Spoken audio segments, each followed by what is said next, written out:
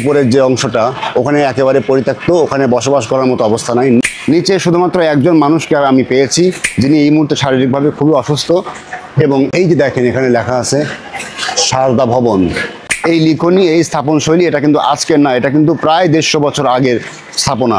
সিরাজগঞ্জের যদি ঐতিহ্যবাহী 10টা স্থাপনার কথা বলি, it is one of them.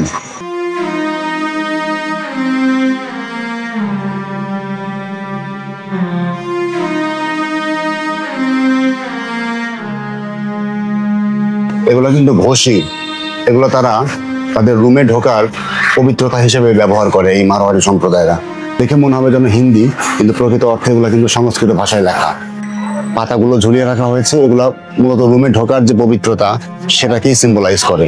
আচ্ছা দাদা, আপনি যে এখানে কাজ করছেন মূলত কত বছর কাজ করছেন? এখানে আমি ছোট থেকে বড় হয়েছি এই বাসাতেই। দেখেন কি অবস্থা। হ্যাঁ, এগুলো আগে, এখন এই অবস্থা। আগে হচ্ছে এখান দিয়ে আপনার এগুলো ভর্তি পাট থাকছে, সার থাকছে। ওইটা হচ্ছে পাটের কুটি ঘর ছিল। ওখানে হচ্ছে পাট আপনার ওইখানে না, ওই ঘরটা। আচ্ছা আচ্ছা। ওটার মধ্যে আপনার পাট ওজন দেওয়া হইতো, পাট বান্ডিল করে, এগুলো তো আপনার পাট শুকানো হইতো। এটা বিশাল বড়। এটা কি সব গোডাউন।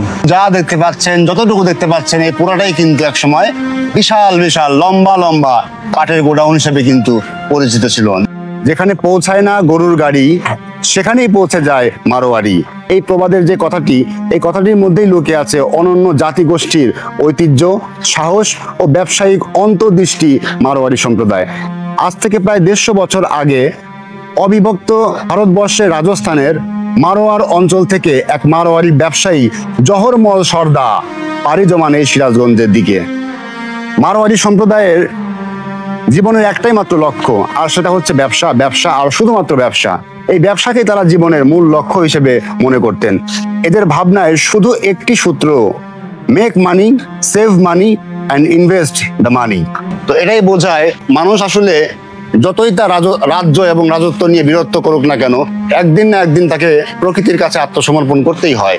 এই বিশাল অবকাঠামো, এই বিশাল প্রাঙ্গণ, হাজারে হাজারে মানুষ এই জায়গাটায় মুখরিত থাকতো বিজনেস করার জন্য, বাণিজ্য করার জন্য। আজকে দেখেন জায়গাটা, পুরো জায়গাটা একেবারে জনশূন্য, একেবারে জনবিরল।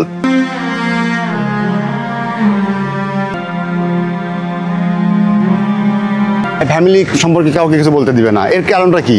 কারণ আছে, অনেক কারণই আছে। বলতে নিষেধ করছে বলি নাই। মানে রাজনৈতিক কোনো বিষয় টিষয় বা এরকম ওগুলা কোনো কিছু না, এমনিতেই সমস্যা। এই পুরা সিরাজগঞ্জের যে বাণিজ্যিক প্রসার ঘটেছিল এই মারোয়ারিদের হাত ধরে, সেই মারোয়ারি সম্প্রদায়ের সর্বশেষ স্থাপনা আমার পেছনে। প্রায় 150 বছর পুরানো কিছু স্থাপনা আজও পর্যন্ত সেখানে পড়ে আছে। কারণ এই মারোয়ারিরাই কিন্তু একসময় পাটের ব্যবসা করত। সেই পাটের বড় বড় গোডাউন এই বিল্ডিং এর ঠিক পেছনেই। এবং মারোয়ারি সম্প্রদায় যারা ছিল তারা কিন্তু প্রচুর তারা কিন্তু স্টাইলিশ ছিল।